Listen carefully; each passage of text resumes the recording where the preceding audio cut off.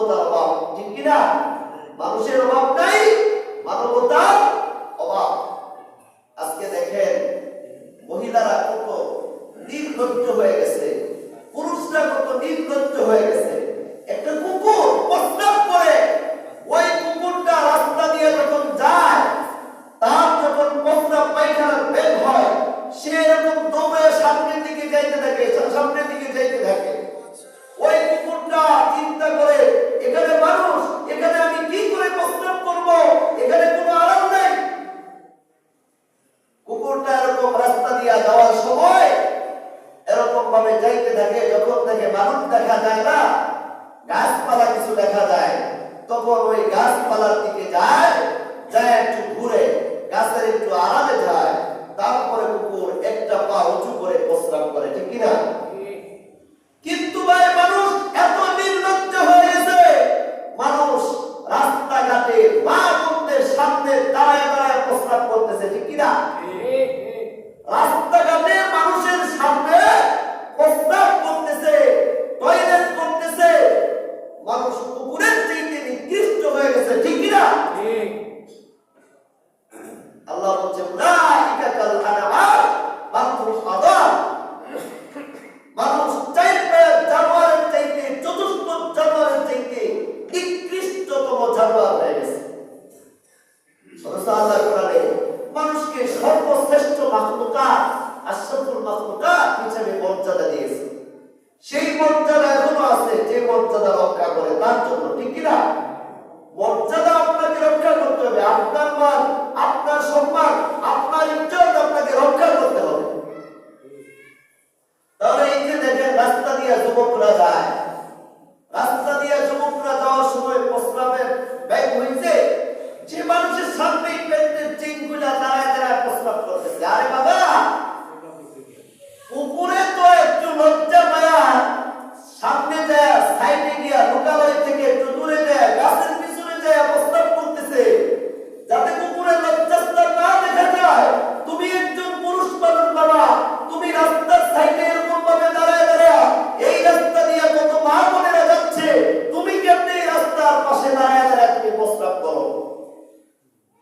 প্রস্রাব তো করছেই, নীলাও নাই, কোনো কোনাই বালিও নাই, কিচ্ছু নাই। যারা একটা মাইরা সিট লাগায় তো সবাই নেই। শরীর কি পবিত্র না অপবিত্র? শরীর কি পবিত্র না অপবিত্র? অপবিত্র। এটা হলো আমাদের বর্তমান যুবকদের কালচার হয়ে গেছে। কিছু যুবকদের কালচার এরকম হয়ে গেছে। এইবার আসেন কিছু মহিলাদের কালচার। মা বোনেরা এত নির্লজ্জ হয়েছে, ফেসবুক ইউটিউব না থাকলে মানুষ বুঝতে পারতো না যে অনেক মহিলারা এত নির্লজ্জ হয়, এত নির্লজ্জ হয়। ফেসবুক আর ইউটিউব যদি না থাকতো মানুষ বুঝতে পারতো না যে মহিলারা এত নির্লজ্জ হয়। মহিলারা ফেসবুকের মধ্যে স্বামী চায়, স্বামী ফেসবুকের মধ্যে সুন্দর ছবি দিয়া এরকম ভাবে বলে যে আমি ডিভোর্সি, আমার একজন জরুরি পাত্রের প্রয়োজন, জরুরি পাত্র লাগবে, জরুরি ইমার্জেন্সি, থাকা খাওয়া সব দিবে, বেতন দিবে মাস গেলে, শুধু তার সাথে ঘুমাইতে হবে। পাত্র চায় ফেসবুকের মধ্যে। কয়েকদিন আগে আমি একটা ভিডিও দেখলাম, ওই কয়েকটা যুবতী মেয়েরা আরেকজনের ঘরের পাশে যায় ডাকতেছে, আঙ্কেল আঙ্কেল দরজা খুলে, আপনার ছেলের জন্য বউ লাগবে, বউ। আস্তাগফিরুল্লাহ বললেন না, আপনার ছেলের জন্য বউ লাগবে, বউ, বউ নিয়ে আসছি আপনার ছেলে। মহিলারা ভিডিও বানাচ্ছে, কালো মহিলা, কালো আটার ময়দা চেহারার মধ্যে মাইকা একেবারে মানে লাল লিপস্টিক দিয়া খুব সুন্দর করে সাজগুজু কইরা কত রকমের ভিডিও বানায়া ছাপতেছে পয়সা কামানোর জন্য, রূপ মানুষকে দেখানোর জন্য। মহিলারা কি ফেসবুকের জায়গা? মহিলারা কি ইউটিউবের জায়গা? মহিলাদের থাকার জায়গা কি ফেসবুক আর ইউটিউব? নো। আল্লাহর নবী বলেন আল মারআতু আওরাতু, আল মারআতু আওরাতু ইযা খরাজাত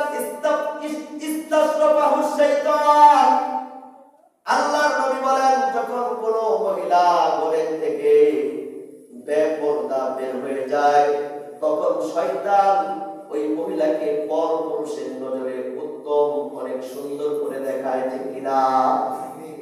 আল্লাহ নবী তিরমিজি শরীফের হাদিসের মধ্যে বলেন, আল-মারআতু আওরাতু ইযা খারাজাত ইসতাসরাফাহু শাইতান।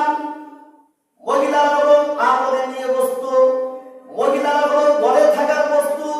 মহিলারা কোথায় থাকবে ভাই? ঘরে থাকবে। কোথায় থাকবে? মহিলারা ঘরের মধ্যে থাকবে।